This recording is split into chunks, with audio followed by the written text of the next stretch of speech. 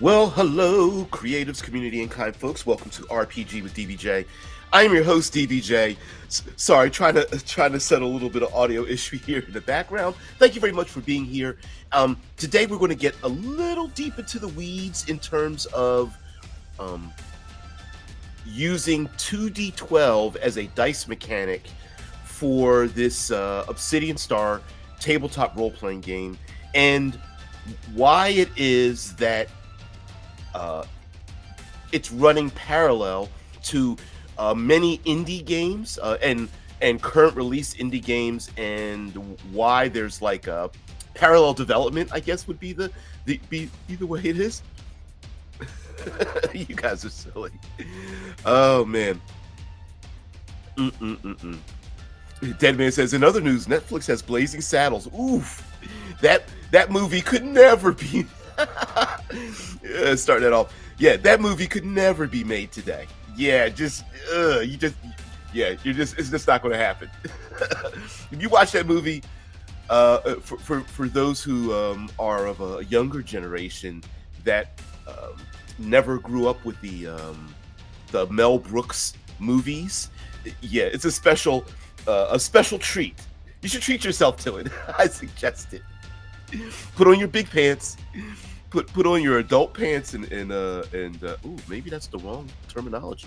All right, so let's get into um, why it is a 2d12 system. 2d12. I'm calling it the singularity system, although it really isn't.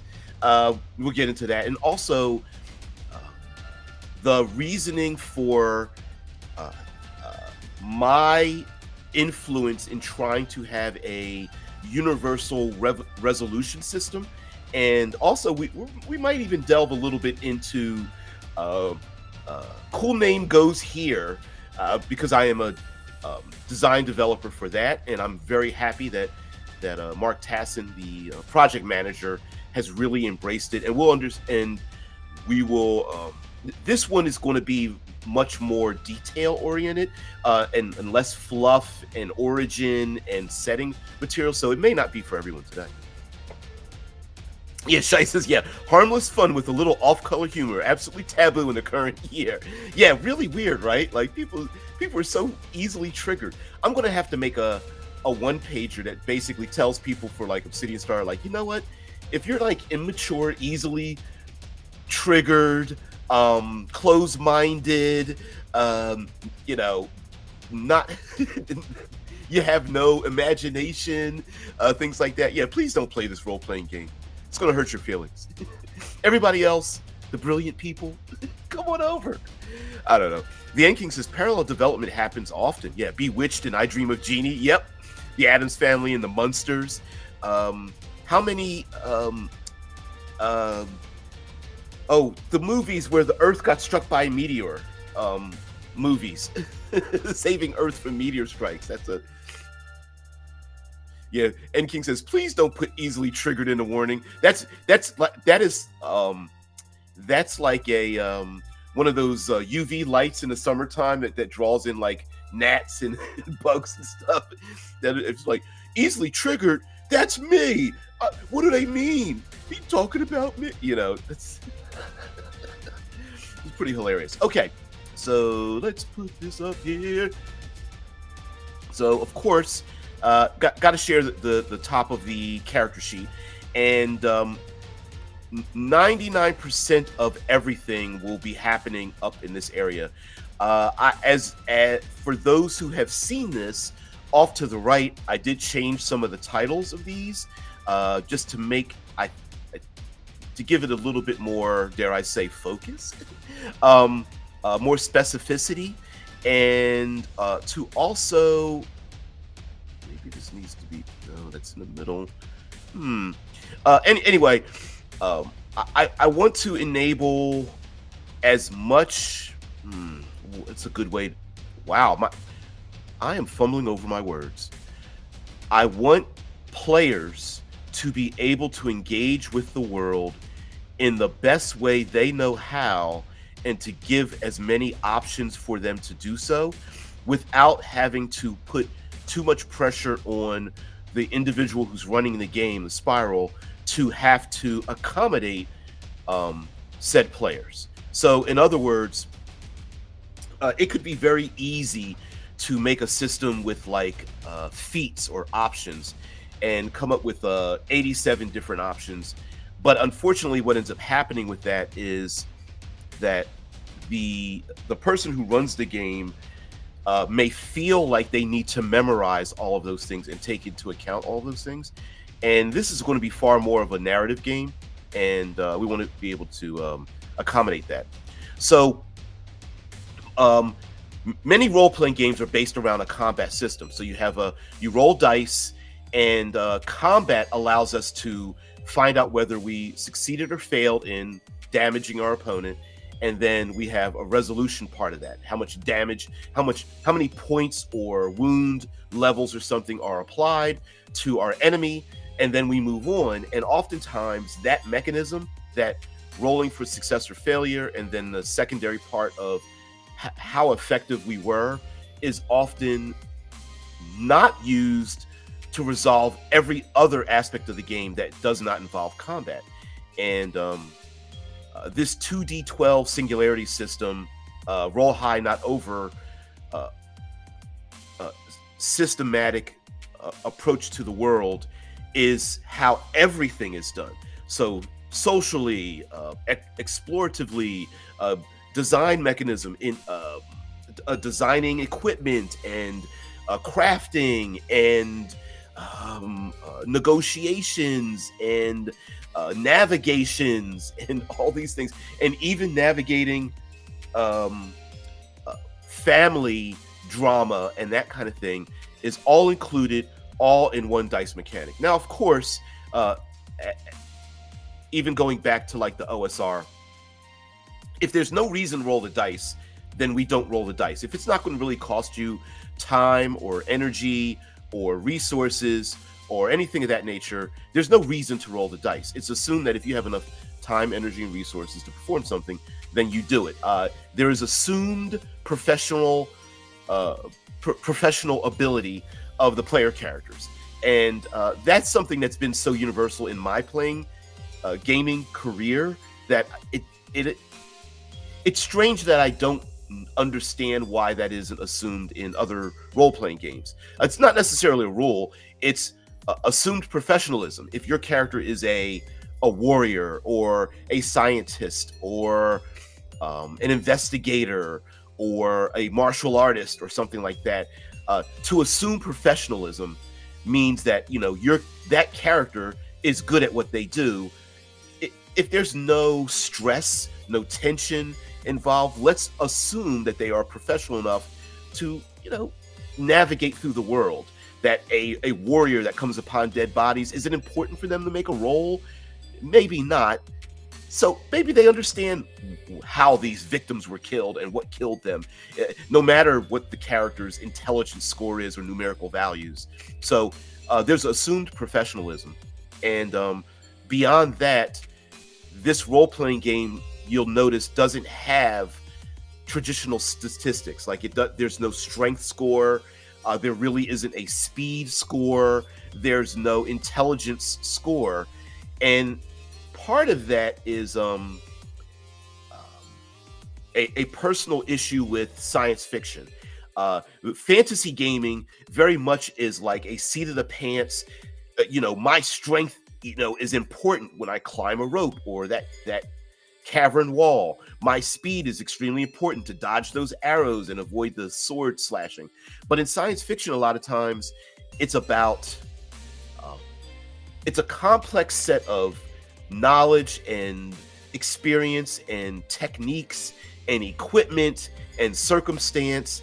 And I feel like it is better to tell us narratively how someone's doing something and why they are doing it and what tools they're using. And when I say tools, I don't mean mechanical tools, the tools that their character, their experiences. And I think it's a little bit more indicative of that, especially when the differences between fast and slow, smart and stupid, enduring and weak, aren't as measurable in science fiction when many characters are just humanoids, as it is in fantasy when you have like minotaurs and dragons against little old human beings and even people that are like fey creatures and tiny and things like that. I feel like science fiction is a little bit more that. Let's get into. Yeah, Shai says yes. Trigger warnings are cringy as fuck. You could put "not for pussy." I love it. Yeah, yeah, yeah. Back off this game, mother. That would be hilarious. That would be absolute hilariousness. Um, Oh, side note, and this goes a little bit to slightly to Dead Man. You will see that I will be wearing here in the States. It is Black History Month. It's at the end of the month. I didn't bring it up, but I will be wearing my T-shirts in celebration of such. Most of these are historical photographs and shout outs to people who were very important in the political and military development of this country. Yesterday, I wore a shirt with a photograph of the Tuskegee Airmen, the Red Tails, and today I'm wearing the Harlem, damn it, Harlem Hellfighters, and photograph, and then the little, you can't see it, but at the bottom of the shirt, it lists all the gentlemen that are displayed in the picture. Yep. James Brown. I don't know. Bass Reeves will be in it. Okay, so let's go back to the dice mechanic. So the dice mechanic is 2d12, and we are not adding them together. So you are picking a method. I called it an attribute. It's technically not an attribute. It's a method of how you navigate the world. A problem, a conundrum, capital C conundrum. I will be explaining what conundrums are.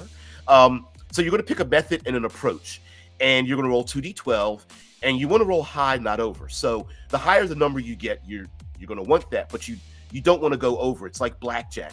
You want to get a high number, but you don't want to go bust. And with the 2d12 system, the numbers will be ranging from 1 to 12.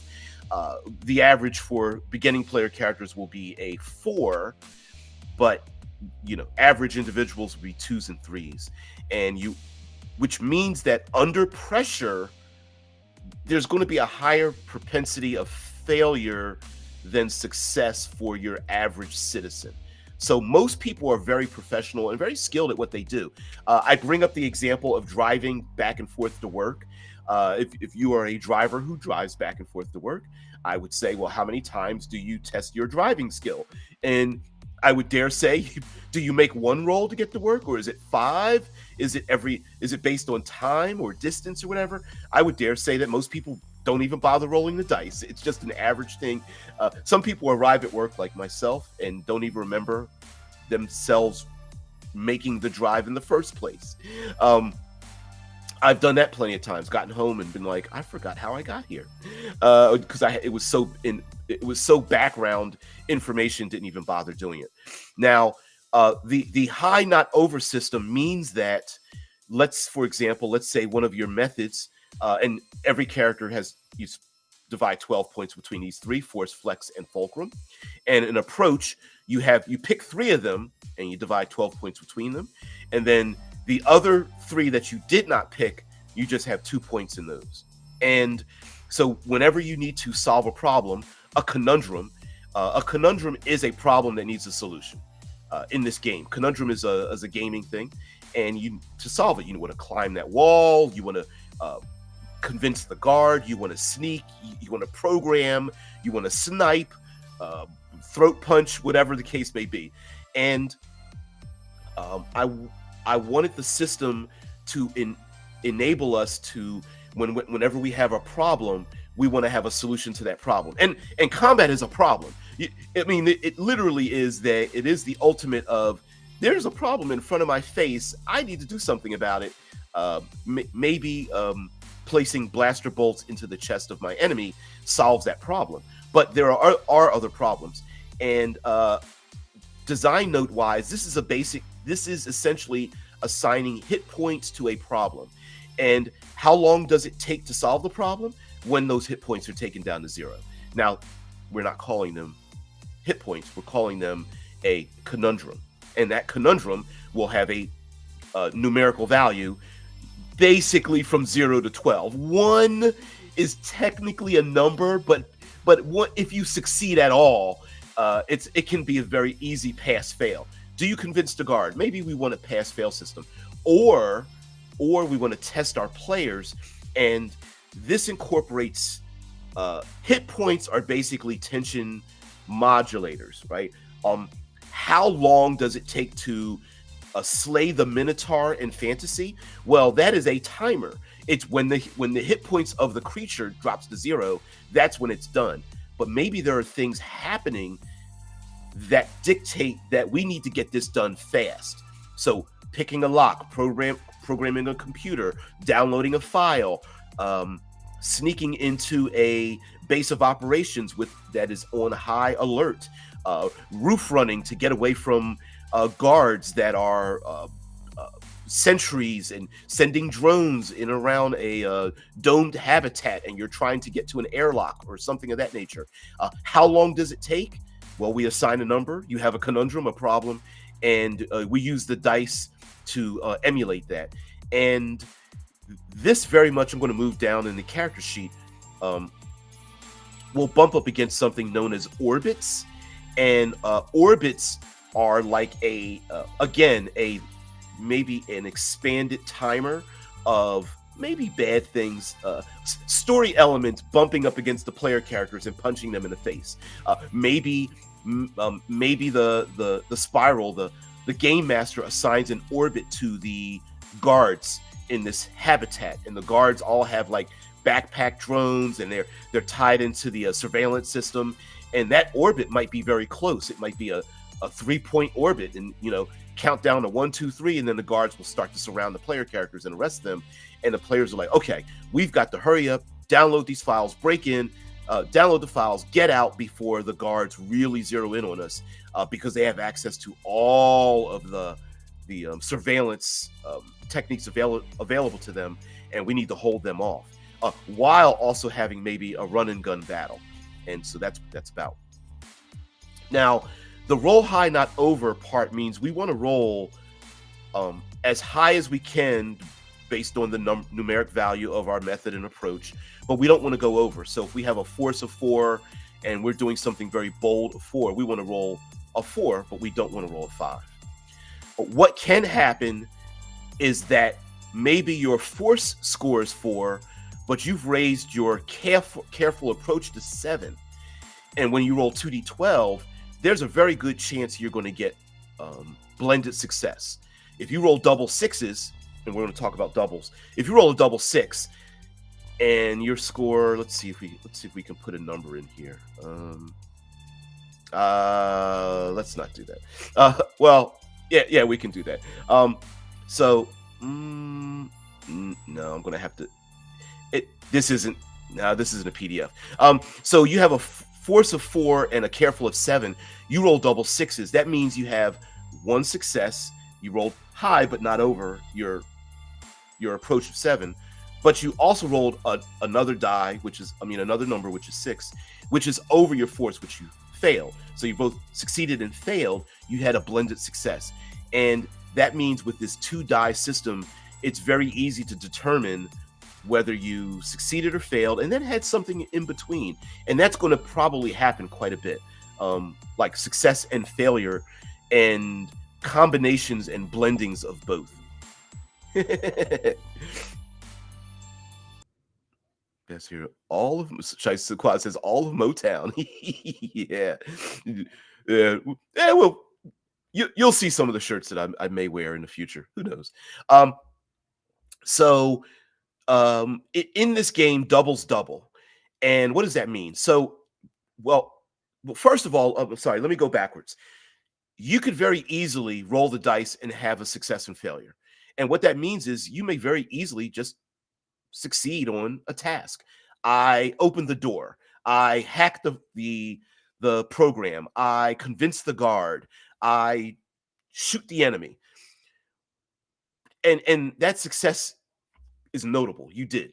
You've absolutely succeeded on the thing. But if the other die says you failed, how do we blend that together? And this is where the narrative approach, the yes, no, and or yes, no, if and or buts comes in. Woo. The yes, no, if and or buts, or basically a partial success come in. Yes, you hacked the program, but you also set off the alarms. Yes, you opened the airlock door, but you also jammed it so that you can't close it. And these are where we can have like a narrative discussion where the players can come up with their own air quotes downfall, um, the upbeats and downfalls, and that can happen socially, whether you're having a conversation with the guard and the guard lets you in, but the guard also then alerts other guards, or the guard lets you in and then decides to call his buddy and sell that information, or a guard lets you in and then calls up a criminal organization and says, "Hey, I owe you money. Can I instead tell you that there's something else going on?" Something like that. Or the guard wants to be guards like, "Yeah, I'll let you in, but I want to be in on the action. You owe me some money, or I might use this against you later," or something like that. So there can be partial successes and failures, and the same can be said in combat. Yes, you shoot the guard in the chest, but also the guard's firearm goes into auto spray and sprays the ceiling and sprays, I don't know, liquid nitrogen all over the place, or the power goes out, or the airlock door opens up and opens up partially and starts um blowing air out of the airlock and turns into a vacuum or something. So there could be partial successes and failures. Now, as you can tell on the character sheet, force, flex, and fulcrum are like the methods of how you do something. Force is, let's see if I can scroll down here to a description of these. Oops, I put attributes down here. Technically, it should be. Come on. Boop, boop, boop.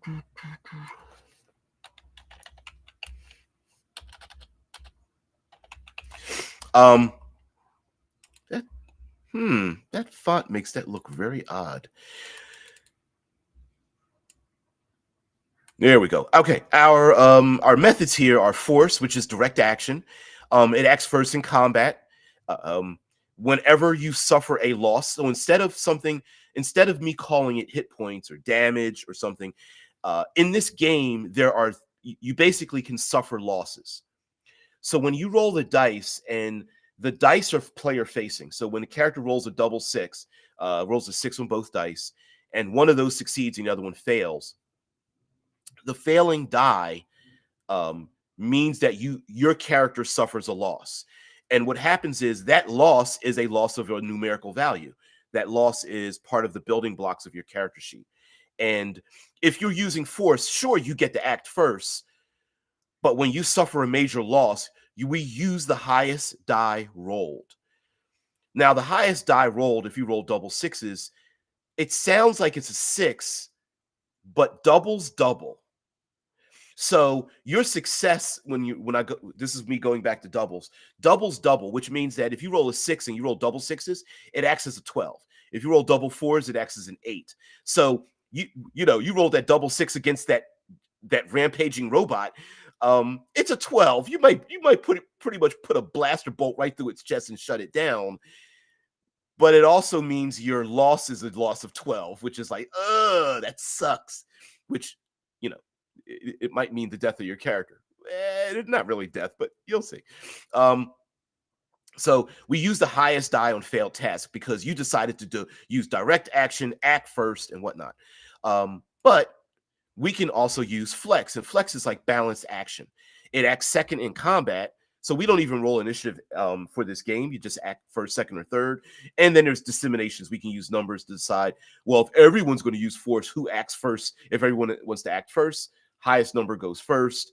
Oh, if all our numbers are exactly the same, then whoever has flex goes for, so on and so forth. We don't need to make it more complicated because it's pretty easy to disseminate. So if you use a balanced action, you kind of like the balancing, like I want to go first, but I also want to I also want to weigh my options. And in that case, you suffer a minor loss. So we use the lowest die rolled. Now, of course, if you roll double sixes, the lowest die rolled is 6, which doubles up to 12. But if you rolled like a 3 and a 4, If we used force, we would use the higher number 4. If we used flex, we use the lower number, which is a 3. And lastly, that we would use that on failed tasks. So what's happening in the narrative is that when the player rolls the dice, there are no dead rolls. So there is no such thing as roll with this 2d12 system. There is no such thing as rolling the dice and nothing happening. Something's going to happen. We're rolling 2 dice. Either you're going to get a double success, a double failure, or some kind of partial mechanism in between. There's always going to be something that happens, which means that when we roll the dice, we really shouldn't be rolling the dice unless we want to know what's going to happen. And what's happening could be combat, it could be social, it could be explorative, and it actually, this is something else that I'd like to implement into the game, or actually implement into role playing in general. And that is also something that can be happening, could just be introspection, having conversations with family and friends, dealing with your own guilt, dealing with isolationism in the deepness of space and things like that, mulling over a traumatic event that happened, and you're literally using technology to replay it over and over again in your brain. Um, all of these things can be narratively and mechanically expressed in the game equally. So, 2 player characters. One player character is having a running gun battle. Another player character is trying to plug themselves into a computer system and hack it. And a 3rd player character is stuck back on the starship, dealing with the guilt of leaving their family behind. All 3 of them could be mechanically trying to eliminate a conundrum in their life with the exact same numerical values, if that makes sense. So if you want to run a game that has a little bit more emotional, psychological aspects to it, like fear, trauma, sanity, the exact same numbers, and such, and drawbacks and whatnot. So fulcrum is our last method, which is like measured action. We kind of like I want to do this thing, but I want to use the minimal amount of energy for the maximum amount of effect, and that's fulcrum. Of course, it acts 3rd in combat, suffers a negligible loss, and so a failed roll, you use only a 1 on failed tasks, which means the air quotes damage, the loss you suffer, is only a 1 if you act 3rd. So you know, you get the player gets to choose this. So this isn't a dungeon master, game master punishment kind of like you must use this thing. No, you get to choose whatever that is. Now we come back up to here. So what about the approach? So the approach is narrative as well. Whether you're being bold, careful, focused, subtle, swift, or wild, you get to choose which approach you're using to solve the problem, to settle your conundrum. And again, this is narrative. And one aspect, all of these seem to overlap each other. Careful is very much related to subtle. Bold is related to like wild. Swift might be even related to bold. Focused and careful seem to be related a little bit. Subtle and focused are kind of similar. Swift and wild are similar. So we can have a little bit of a negotiation in the game when we're trying to decide how are we going to solve this conundrum. But ultimately, the player chooses the method. The game master, the spiral, picks the approach. So an example would be the players are trying to sneak into a well-fortified corporate headquarters on Luna. And I say, guys, you're going to have to be very subtle to get in. You got subtleness, quietness, sneaking around, stealthy. And someone says, well, I have a higher score with being careful. Isn't just careful similar? Can I use my careful? I really feel like my character is being far more careful than anything. Can I use careful? And the negotiation would be, yeah, sure. Now, an argument can be made mechanically that the approach you use means that you are not using any of the other approaches. So if you are being careful, you are not being bold or focused or swift or wild or subtle. And so we could make that argument. But essentially, how you do something should make sense with the narrative, and you get to do that thing. So it may not make sense that to convince the guard you want to get into the protected corporate headquarters by being wild, unless you're pretty creative, right? Like, I'm going to act drunk and I'm going to be wild and I'm going to, hey, hey, player character, we're going to pretend to make out and then draw the guard over and see what's going on or something like that, right? We're going to offer the guard some drink or addictives or something like that, right? Like there's a way to narrative describe what's going on, and the narrative is surpasses everything. So let me see what you guys have to say, and hopefully what I'm describing, it makes sense. Drew says, I'm finally here. Had listened for 10 minutes or so, already on the way. Okay. Yes, the internal aspect, exactly what I'm going for with my system. Well, awesome. And steal what's here. You are more than welcome to steal what's here as well. Or at least to, I hope I can offer maybe a counter to what you're designing. Like maybe you're like, I wouldn't use this, but I get what you're going for, right? So that may be a thing. For example, a player character may have an unresolved relationship with a sibling, and that unresolved situation with their sibling could, for one, could be described as an orbit for that player character, that I'm ignoring my unresolved relationship with my sibling, but at some point it's going to impact my character in a mechanical, physical way. I mean, mechanical, numerical way, not physically, but everybody else is like, I don't get what's going on with that PC. But when it comes back, maybe that player character is like distraught about it or something like that. And I will be talking about baggage in just a minute. So the character may have some sort of baggage related to their unresolved issue. And that unresolved issue could be just trauma from having seen a massive genocide of thousands of people killed in a habitat, and they saw this thing, and it keeps repeating in their head over and over again. And heck, even technology that records events that they see could be harmful to the player character who keeps literally seeing the thing happen over and over again in their head. And so that could be some form of baggage the character's carrying around. Whereas, your badass running gunner is just like, that didn't bother me, but I sure did, I don't know, have a gunfight against my fellow mercenaries, the Black Sabers, and they might be coming after me, and that might be their own personal orbit until it comes back. But I wanted to add something in here that allowed the players to do something extraordinary. And I wanted to use a point system, like expending like willpower or moxie or fate points or hero points or inspiration. But I wanted it to be a little more focused. And you'll see I'm going to get over to the right side of the character sheet. I want it to be a little bit more focused in terms of character abilities and capabilities. And so instead of having like a massive skill list and things like that, I wanted characters to be able to do something extraordinary for their characters' creation. And I decided to go with a focus system.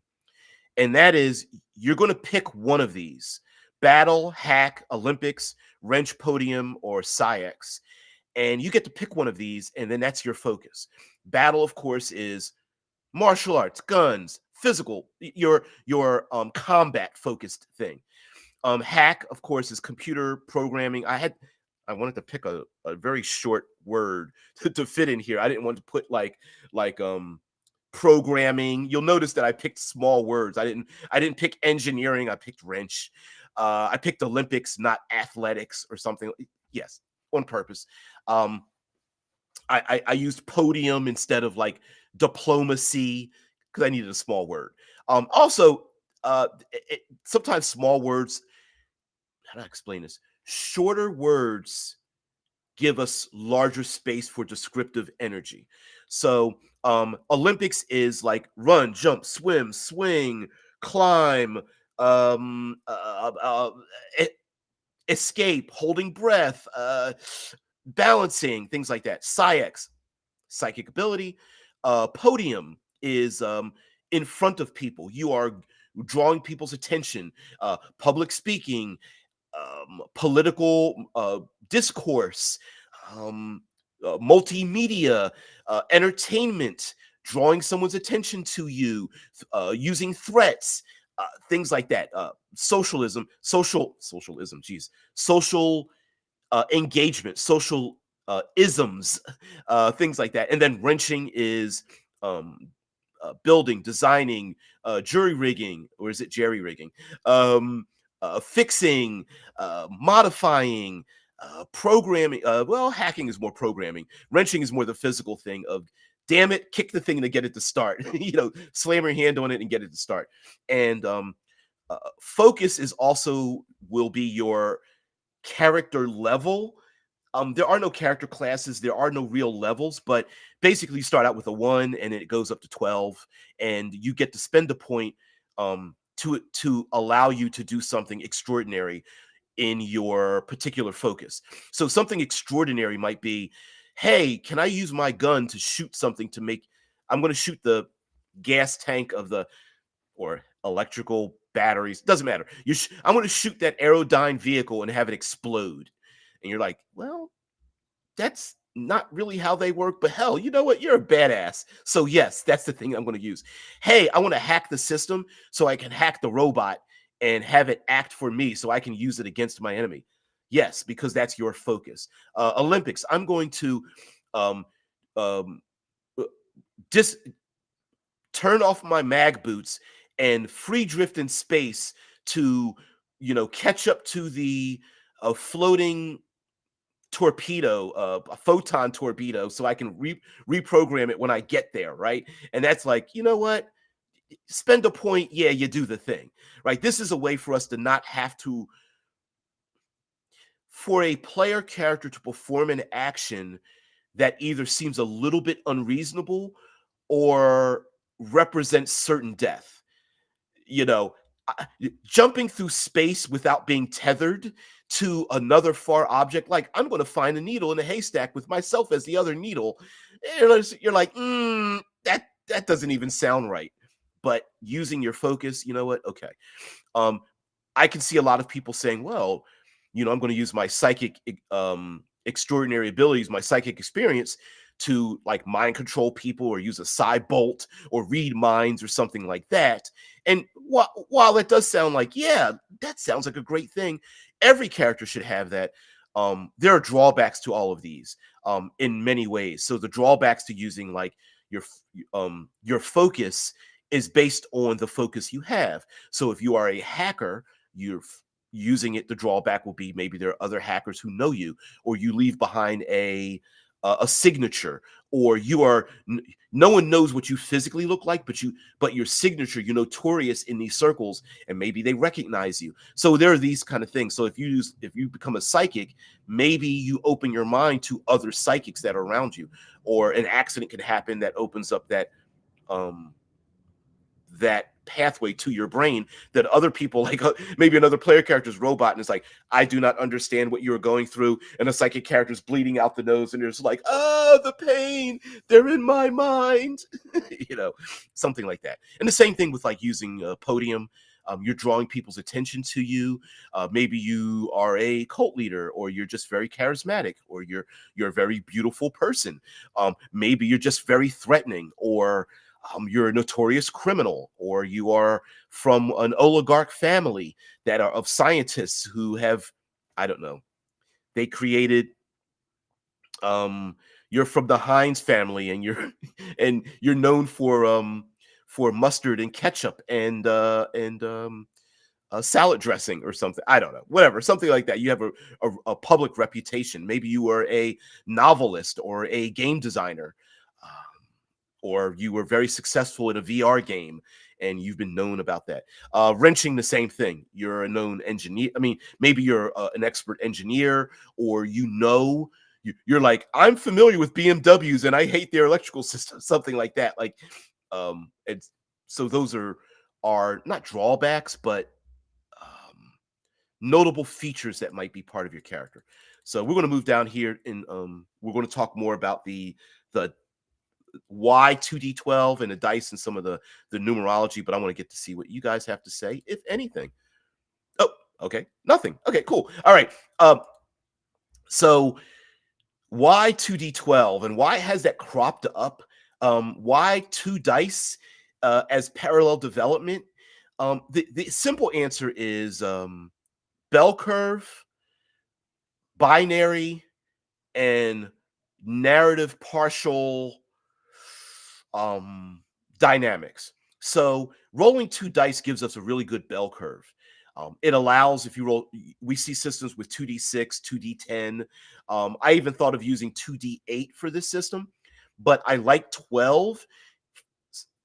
I like 12 because visually, very quickly, it gives me the largest number of options i- with the shortest amount of detail that I need. So a list of five, I can always come up with more than five.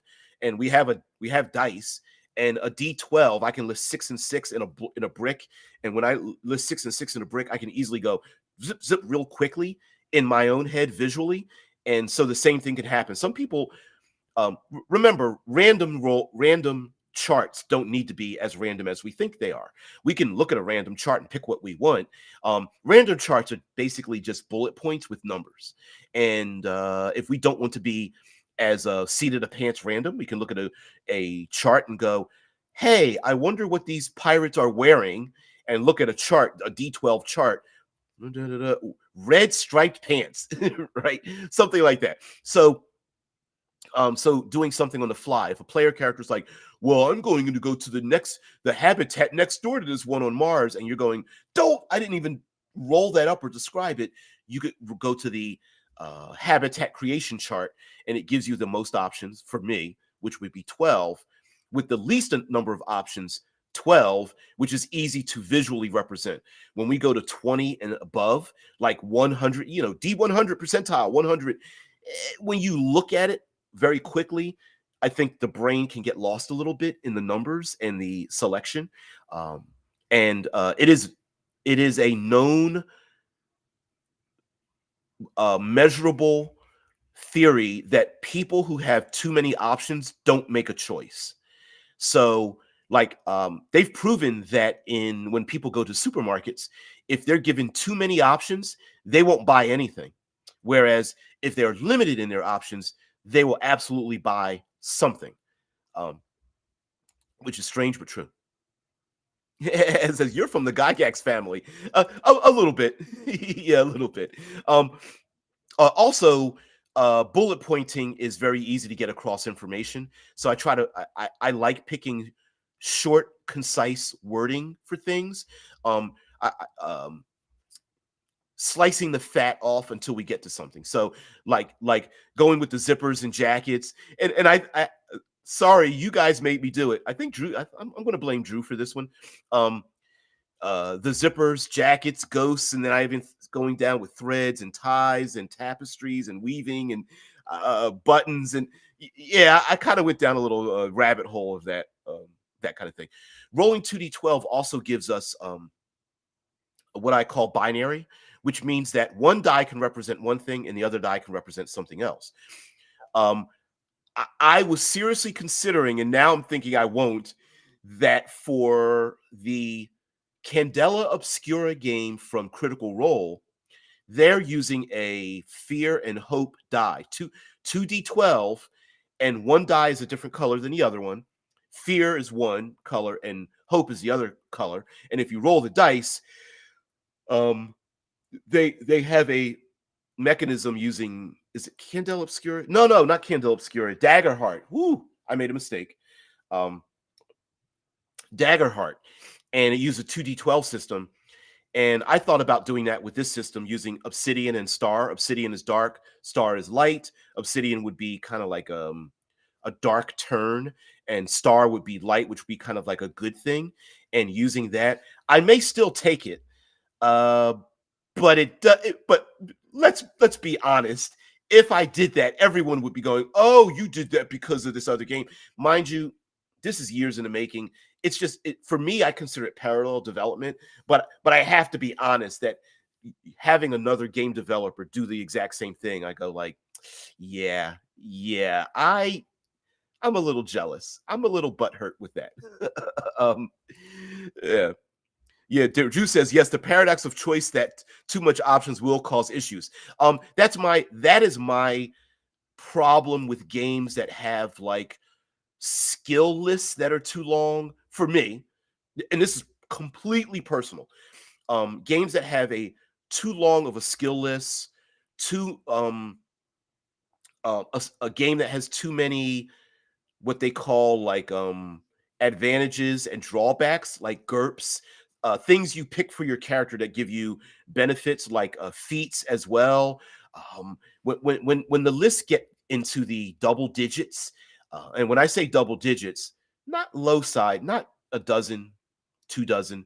When we start getting into 50s and 80s and 112 and my brain just it turns off because what ends up happening to me is that when there's so many options, there's a point at which when players go down a hallway and you give them doors, when you start increasing the doors they can go through, at a certain point, it doesn't even matter what door they pick. If there's 2 doors, okay. 4 doors, okay, there's an option. 12 doors, 37 doors to pick from. At a certain point, does it really matter? Like, does it matter? All right, so talk about choice and rolling d12. Remember, the dice are player facing, so the dungeon master, the game master, the storyteller, the flame tender, the spiral in this game. um, Sorry about that, guys. Uh, is the one who will be rolling dice, but only to affect the story's pathway, not rolling for difficulties and things. The players will be doing all of that. So when a player, the star rolls the dice, when you have a downbeat, when those dice don't work in your favor, that's called a downbeat. When they work in your favor, it's an upbeat. When they are against you, it's a downfall. And when downfalls happen, when you roll, you want to roll high but not over. When you roll over, you suffer harm from that, and that is based on whether you are using force, flex, or fulcrum. If you really don't want to have too many drawbacks, you really want to default to fulcrum. That means you're taking all the options available, and you're basically fulcrum and careful are similar. Fulcrum is like measured. You're using a measured approach. What is this? Um, you're using a measured approach, and that means you're taking your time, and you really don't want to have too many drawbacks in what you're doing. Whereas flex, it means when you roll the dice and you somehow fail in your attempt, you're going to use the lower die. So, example, if you roll a 2 and a 9, 2 is probably means you're going to succeed on one of your. As a matter of fact, 2 is the minimum on all these things, so you're definitely going to succeed some partially. But if you rolled a 9 as a beginning player character, chances are you're not going to have a 9, which means you failed. Well, guess what? You're not going to lose 9 bits of your building blocks. You're only going to suffer the lower of the die, which is a 2, which is good. Now, where does that loss come from? It comes from down here, and these are your building blocks. This is where your gear and your baggage comes in. Now, all of this is narrative, open language. So everything that you write down in these little spaces, these little building blocks, these little bricks, are what make up your character. What you're going to write down in these, with they're going to be plenty of examples, and I have a list of some of these examples. Let's go down here and pick some of these examples when making your character. I'm going to show you a list of some things to pick from, that you're going to fill into those bricks. You don't need to only pick from these examples, but you're going to need to draw from something. During character advancement, the specificity of what you're going to write into your building blocks in your character is going to depend on what you're doing. So here's an example. Let's say you and your players are only moving in and around Terra, old Earth, and you're exploring the old world and the empty cities, and exploring the world from the floating flotillas in the deep sea parts where humanity lives, and those that are trying to go up the elevators, the space stellar elevators, uplifting into the orbital ring that's around Earth, and your entire game is taking place on Earth, because maybe your players aren't really into like super heavy science fiction, and you're like, you know what, let's make it, hey, I'm from France, and we have maps of France. We have a number of neighborhoods in France, and that our game is going to take place primarily in the Mediterranean, and the home base is going to be in France. And so, what as your character advances, details like where you've been, who you know, your connections, factions, things like you're going to write on your character sheet might be cities and places in France. So you might write down Paris. That's very specific. But if your game is more interstellar, and it's going to, you keep bouncing back and forth from Uranus to the Kuiper Belt, back to Terra, to Mercury, over to Mars, and then all the habitats in between, and the Lagrange points, and the cyclers, the hollowed out asteroids that are put on elliptical orbits that are like these anyway, all habitats. So maybe writing Mars on your character sheet is as specific as you want as a place, or maybe there's a faction that runs the criminal organizations that have dominated the Jovian system or something like that. The Black Sabers you might write on your character sheet, and so it'll be as specific and as general as your experience is. But here are some examples of writing these things down. For example, we have convictions, explorer, extropian. Extropian is the one that most people won't know the definition of. Technically, extropians are ones who want to use technology to extend human life. But in my context, I'm using it as people who want to build for the future, both life, building materials, building homes, building connections, things like that. So explorer, extropian, expansion, excellence, expression, and enterprise are our convictions and your core convictions. We have jackets and threads, zippers and technologies, and things like that. And so we can write all of these down. And like here under, let's shrink this down slightly. So here under Treks, you'll notice that I didn't write down specific locations. Like I didn't write down old United States, or I didn't write down the moon, or Luna. Sorry about cussing at you there, Lunarians. I didn't write down Neptune, specifically because under Treks, it's like, oh, well, here are places you've been, and this is familiarities you have with these locations.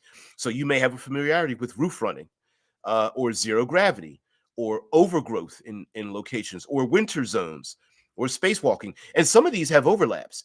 Is zero gravity related to spacewalking? Yes, but not necessarily. So you could be in a habitat breathing oxygen in zero gravity, but that's not spacewalking. Or you could be in the spacewalk, but it doesn't necessarily mean you're in zero gravity. If you're on a spinning habitat, you might be in a 1.0 gravity region, which is not zero gravity. So dust fields, submerged, free falling, spire climbing, tunnel mazes, urbanized regions, pyroclast locations, right? So, and you can make up your own as well. Here are some other traits. Now, here's where the classic Dungeons and Dragons traits come in, and these are things like being observant or charming or convincing or intimidating. Maybe you're knowledgeable or precise, or instead you're graceful or aesthetic. Maybe you're instead vigilant or enduring, or maybe you're athletic or muscular. And so this is where your strength, like muscular, or your dexterity, like athletic or precise, or maybe your endurance, like enduring, or your intelligence, like knowledgeable or your wisdom, like being observant or vigilant, things like that. This is where this comes in to differentiate your character from somebody else. So two characters are like, well, how do I know I'm faster or more athletic or something? Well, you pick it in here. How do I know my character is more charming or convincing? Well, that's what you pick a trait and you put that down on your character sheet. Now let's go back a little bit to our character sheet and go back to our building blocks. And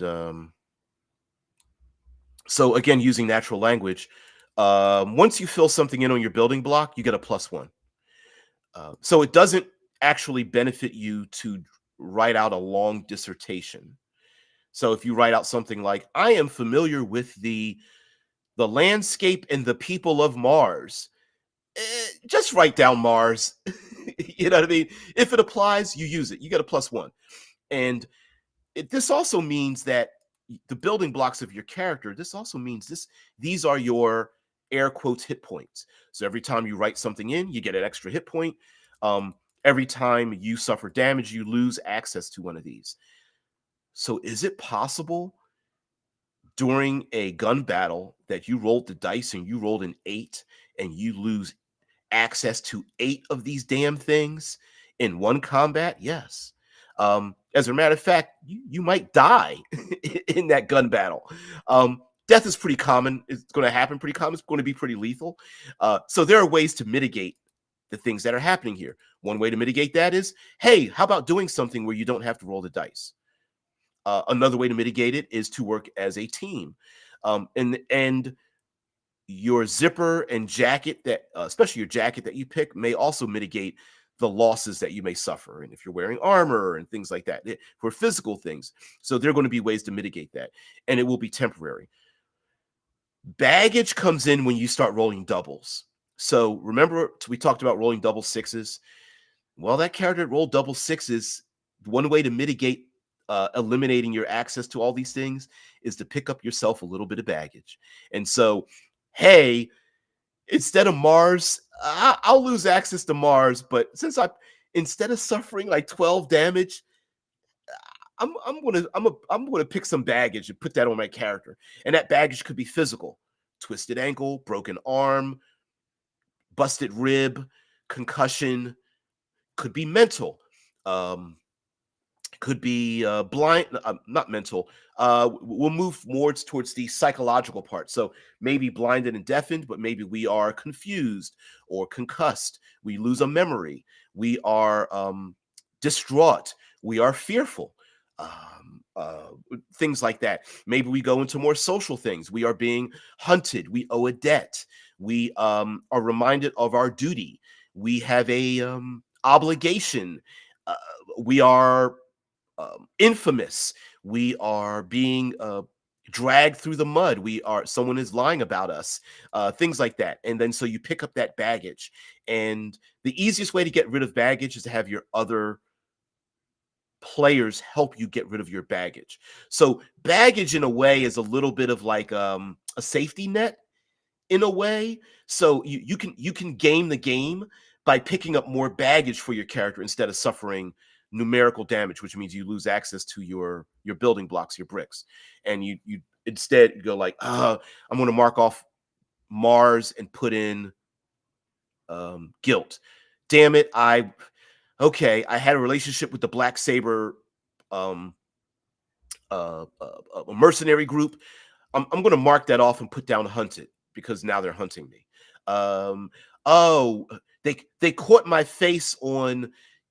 We thought we got away clean, but instead I'm going to put baggage and put a check mark for baggage and say they caught me on a surveillance system or sensor, or they got my DNA, or they were able to x-ray scan my body and they know who I am and what jacket I'm in. So I'm going to put on it infamous, and they're spreading my face everywhere. And you put that on to your character sheet, and that baggage can be removed. Well, first of all, the baggage takes up space. So now not only do you not have access to Mars or Black Sabers or whatever it is, it also means it takes up space for you to recover that damn thing. You need to wipe it off your character, and the easiest way to do that is to work with your other player characters. Maybe having a talk with your player characters to overcome the guilt you had. having another player character step up to you to encourage you to have more to have to overcome your fear, to work together with everyone, or to get you from being enraged or distraught or something, to remind you of your core conviction. And of course, lastly, we have here our core conviction. And of course, you're going to write your conviction down in here. The minute you hit your core conviction, you have to change it. And so we'll talk about death at a different time. But anyway, just wanted to talk about the dice rolling. I wanted to have this 2d12 system so that we can very easily do it like a pass fail very quickly. Roll the dice. Which one, which die is high but not over? Boom, you succeeded. Move on.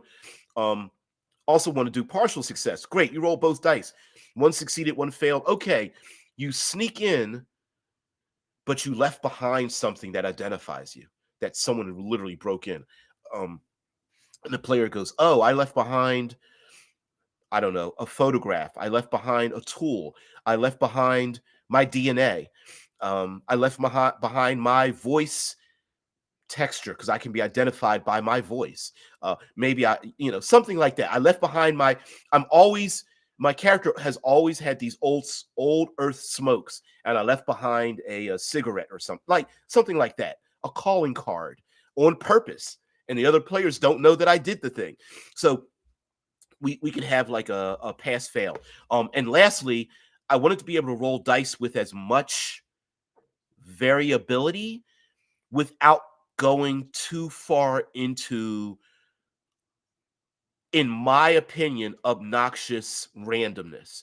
And I feel like D20 and above has too many variables in it to make it make sense in the world where the vast majority of the citizens, including the player characters, the stars of this game, are very professional, methodical, intelligent, brilliant, experienced.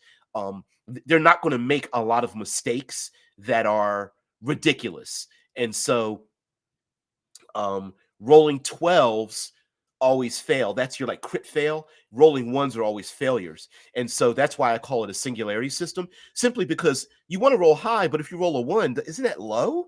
Well, it means that if you roll a 1, if you roll a 1, it means it doesn't matter what happened, you succeed in the thing. And don't worry about the drawbacks. So if you're using force and you roll a 1 and a 10, let's go back to here. Let's go to here. So if you roll a 1 on your force, you're using force, and you know what? Please don't make me roll a high number because I know it's going to hurt me so much when I get in this running gun battle with this giant robot. Well, if you roll a 1 and you were like, I wanted to shoot it and shoot out its sensors so it can't sense me because it's using like a X-ray scanner or a heat sensor or something. Well, if you rolled the 1, you did it. Yeah, you sniped the robot in the eye. Sure you did. But remember, if you use force, if using force suffers a major loss, you use the highest die on a failed task. Well, wouldn't the highest die be a 10? Yes, except you rolled a 1, which means you don't suffer any of that drawback. So rolling 1s is awesome. Rolling double 1s means you are, let's see here. Let's see if we can do this. I can really feel it because I've been talking a lot. So, right, it's a little hard to see this, but yeah, roll high, not over. Doubles double. 1s always succeed. Double 1s are a galactic. Double 1s a galactic success. Double 12s galactic failure. A galactic success, and the word galactic is going to be measurable, meaning that a galactic success means you did something so good that it has an impact on the entire game, if not the entire galaxy. Now, that might be ridiculous if you're picking a lock, but what I mean is, like, if you roll double 1s and you pick a lock, you don't even have to roll to start picking more locks, right? That's like, oh, galactic success. Yeah, if you see this lock again, you just pick it. Don't bother rolling the dice again. You know how to do it. That guard that you convinced and you rolled double ones to convince them to pass through, you could go back to that guard. You know what? Write that guard's name down on your character sheet. That person's an ally. Like you go back to that guard and like, dude, what's up, yo? Hey man, oh, you want to get back in here again? Sure. It's that kind of thing. It's a you have gained notoriety. You've left behind a calling card that makes people scared of you. There is a something like that. It's to that effect. Double 12s, the complete opposite of that. That door you tried to pick the lock of, you'll never get through it again. It's just too rough. It knows who you are and will lock down on you every time you do it. So 12s always fail. I've printed this multiple times because I was taking a look at some of these fonts. But anyway, and partial success down here. Yes, no, if, and, or, but. So definitely a thing. So lastly, excuse me. Wow.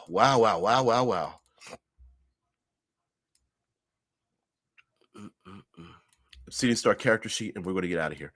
So, guys, thank you very much for allowing me to do this. Let me get back to what you guys have to say.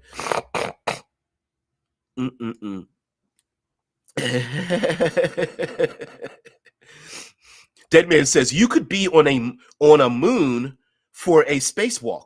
That is absolutely correct. You may not be in zero gravity, but you know how to spacewalk. You are familiar with doing such a thing. Also, here's a funny thing. You could actually be inside of a dome, which has oxygen, which you could be in light gravity, which you may be familiar with, but on the outer surface of the moon, you could be in a vacuum. So two different things. Yes. Perfect title for Black History Month? You're funny. Funny. Zero G versus spacewalking is like flight versus gliding, a distinction the hack system of 5e doesn't recognize. You're absolutely yes. And I was making the distinction to make it kind of like how do we get sci-fi characters to have a little bit of difference and to make somebody feel a little bit more unique than the other one? Yeah. Absolutely. So I love you got the fact that you guys are literally going like, yeah, I see the distinction between the two. That a spacewalk is different than zero G, which is different than like navigating in a vacuum, which is a little bit different. Yeah. Drew says, I lost my luggage on Mars, but got some baggage instead. Yeah, exactly. I love that that mixing. Yeah, no, the Black Sabers will always be my homies. Yep. Shai says, obnoxious randomness is the stuff RPGs are made of. Well, maybe not so much. Oh, Obsidian Star, perfect for Black History Month. Well, there is a group. Was a group called Black Star, and a legendary album with Talib Kweli and Mos Def, known as Yasin Bey today.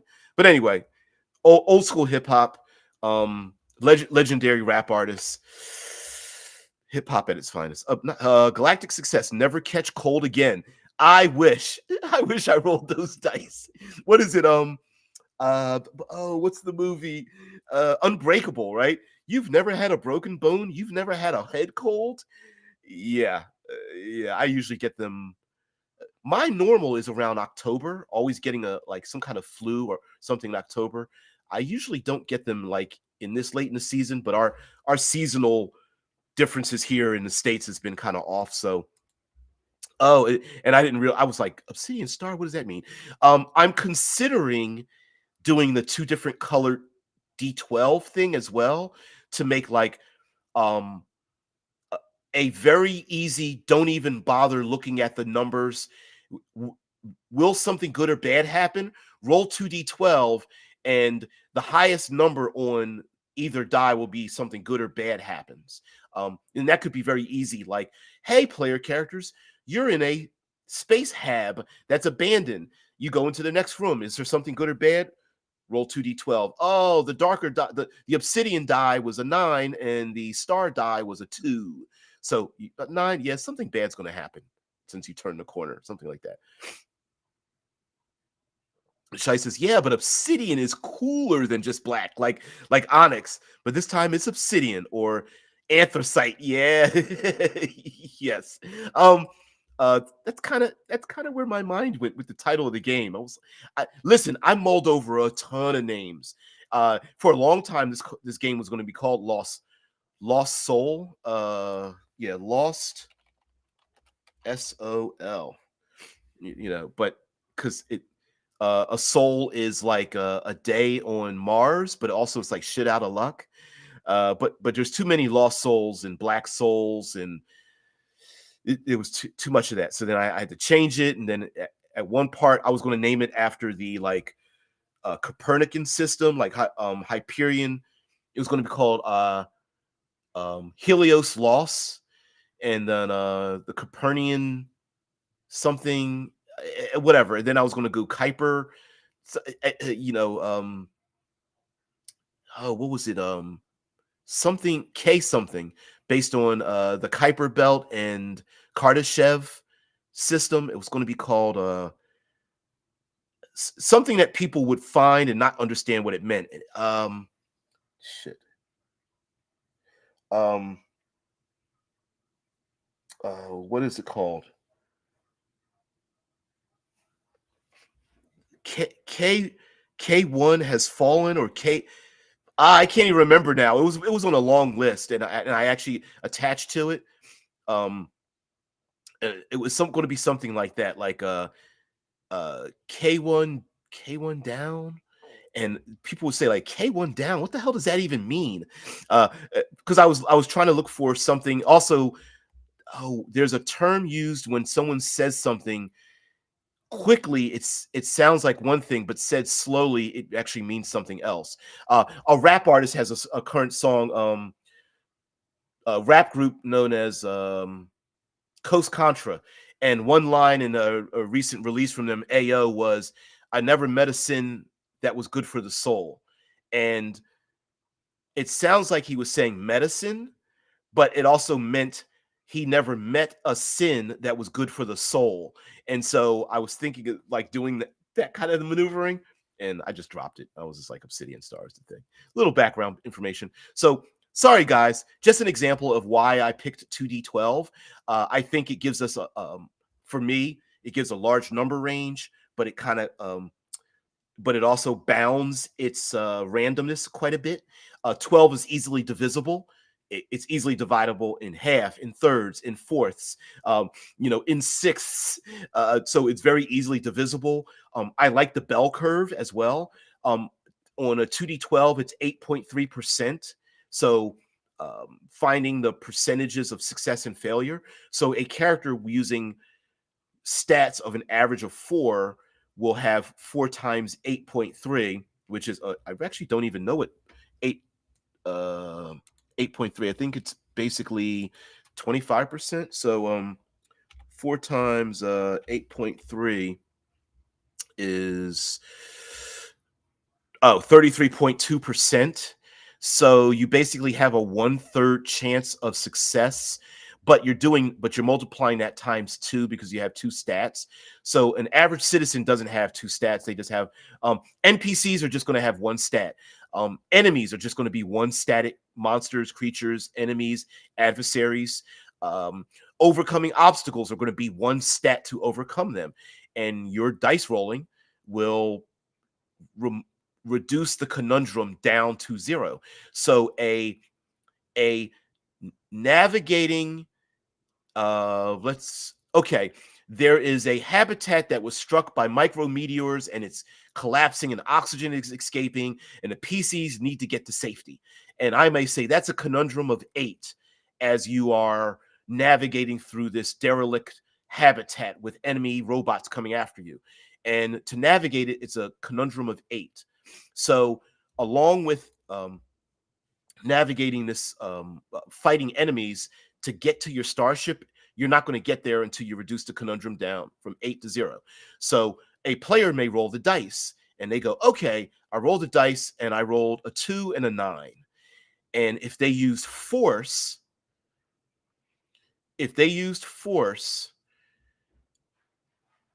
they want to roll high but not over. So they succeeded and they rolled a 2. Great. But they also rolled a 9. So they reduce the the conundrum from an 8 down to 2 because they did 2.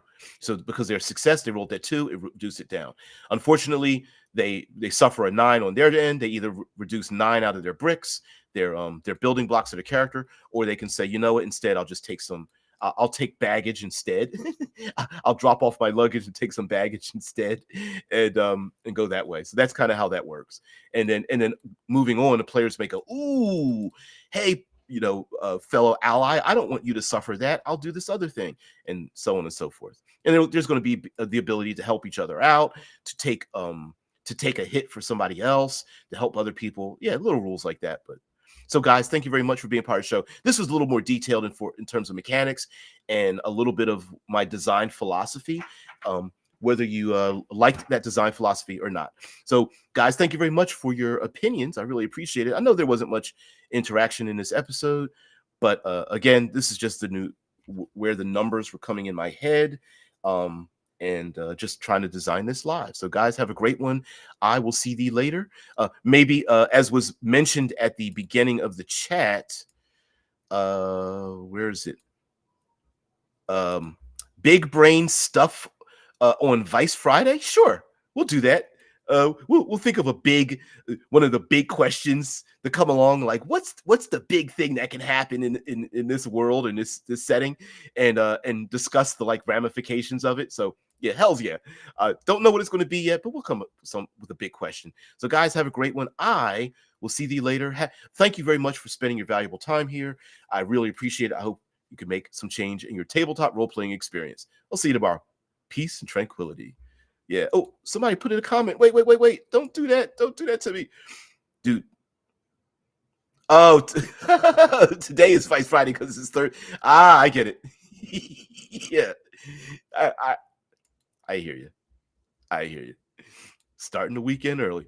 All right. Peace. I'm out.